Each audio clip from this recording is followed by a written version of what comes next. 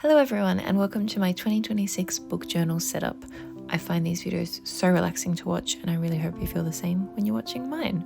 So I got my journal from Waterstones, but I have seen it on Amazon, so I'll make sure to link that below. I am a big fantasy reader, so when I saw the beautiful gold dragon design, I knew I had to have it. And just for reference, this is quite thin and unlined paper. So if you are someone that uses a lot of markers, you need bullets for drawing, tables, this might not be for you. But as you'll soon see, I am not that creative. So for me, it's perfect. And I love that I already have the matching bookmark. All right, let's get started. So firstly, I grabbed my witchy pencil and I just went ahead and marked all the pages down just so I knew that everything was prepared. And I decided to keep the cover page quite simple, just grabbed an old book that I wasn't too attached to, no offense to the author, and I ripped out a page from the back that kind of gave that cool scrapbook effect when I glued it down, and then just wrote 2026 on black paper with gold writing. Moving on to my first full spread, this is my books libraries page where I plan to keep track of all the books I read next year. And as you can see, I have this admission ticket from the Sherlock Holmes Museum. Earlier this month, my dad visited London and I had to take him there because it's his absolute favourite book series. So of course, held on to my ticket wanting to use it in this journal. And I see a lot of other creators include windows on their library page, so I took some inspiration from them and thought it was the perfect picture to use as the background, almost like my flat window is looking out onto Baker Street. Not that I could actually afford rent there, but that's fine, manifesting for the future. I also had some brown scrap paper, which was a little wrinkled, perfect texture for a wooden window frame and bookshelves. Went ahead and drew a kind of rounded window and then cut the matching shape into the ticket, and then also used that paper to cut some lines to create the bookshelves. And I also printed off a picture of sunflowers because I knew I wanted a flower vase to be sitting on one of the shelves.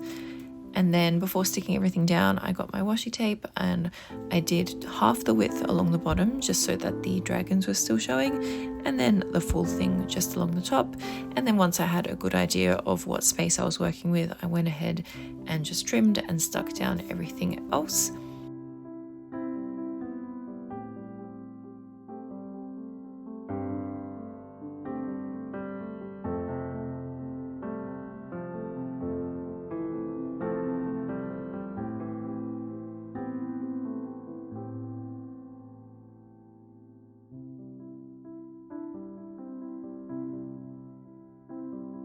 Using that gold pen again, I added the Books Read 26 title and then started to draw in the actual books on the bookshelves. And annoyingly, as you can see, the first two are a little bit too thin because I realised after drawing them that there's actually not much space to write the book titles there, but the rest of the books on the shelves are thicker. And then also, as you can see, I left a little bit of space underneath at the bottom of the page.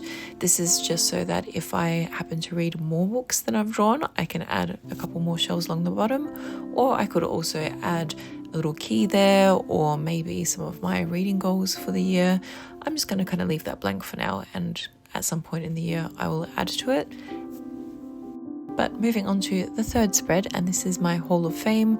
I've seen a lot of people do Hall of Fames of just like their 5-star reads, but I'm going to kind of combine mine with my favorite books of the month, just because I don't know, maybe I'm a little bit picky. I just very rarely will rate a book 5 stars. So this is essentially Hall of Fame / every time I finish a reading month, I will choose my favorite book from that month, and then that will get stuck in. So firstly, using my pencil again, I just drew out the words Hall of Fame, and then grabbed the gold marker when I was happy with it and actually went in and drew that properly. I know my writing is not that neat. There's me trying really, really hard, which is kind of sad, but anyway, there we go. And then for some reason I decided I could freehand drawing a trophy, but actually it didn't turn out that bad, so I'm kind of okay with it. At first I just used a black pen to write out each month, leaving space for a picture to be stuck down. But then as you can see, the lighting changes, and on a different day I've gone back and decided that I will cut out black paper squares, stick those down, and then as you can see from the graphic, every month I'm just going to stick down the cover photo of the book and then just write underneath the month. And I just feel like that looks a little bit more interesting, a little bit more contrast. Moving on to spread 4, and this is where things went horribly wrong. So as you can see, it starts off really looking cute. I've gotten some spare kind of lined scrap paper. I'm sticking that down and everything is looking great. But what you don't see is that off camera, I went back the following day and tried to add a little bit more to it. And then annoyingly, somehow I managed to smudge ink all over it. So originally I was just going to glue the pages together because I'd already started designing the following page. So it's not like I could just move to the next one. But thankfully I did see a creator using a Waterstones like paper bag to kind of make a spread on her book journal. So I pretty much just copied her. So thank you so much to that creator because it totally fixed my problem and covered all the ink. Does it look good? Let's be honest, no, but it'll do for now. I'm sure at some point this year I'm going to go back and change it a little bit, but for now it's fine, it'll do. And then moving on to a really fun page. So this is my fantasy book club spread. So I'm actually part of a in-person fantasy book club here in London. We do 2 books a month, and so I've printed out the books that we have chosen so far, as well as a couple little pictures. And as you can see, I did add a little bit of a square to each book cover so that I can tick whether I made it or not, because I'll be honest, I did not have the best track record this year. I think I only attended maybe 4 or 5. So I'm hoping that now that I've got a page for it in my book journal, that's going to motivate me a little bit more to really start reading the books. But in my defense, I do work weekends sometimes. So there's a lot of the time I just couldn't go because I had work. But fingers crossed this year will be a little bit better. I used that same washi tape that I used in the previous pages just to kind of keep everything uniform, and I just think it's so pretty. And then I went ahead and started to stick down some of the pictures that I printed.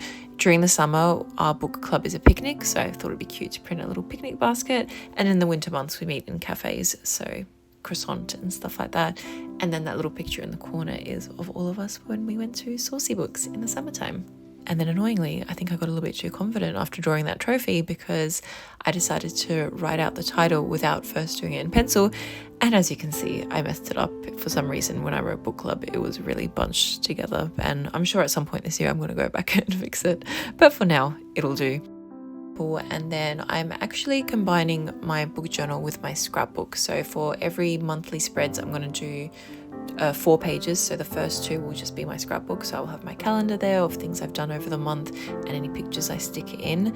And then the following page will be my bookish pages. So for the festive months, January and December, I have just this really pretty kind of green, golden, festive kind of Christmassy looking washi tape. And then for February and March, I wanted a really pretty pink color just to keep it like Valentine's theme, but also cherry blossoms do start to bloom sometimes that time in London.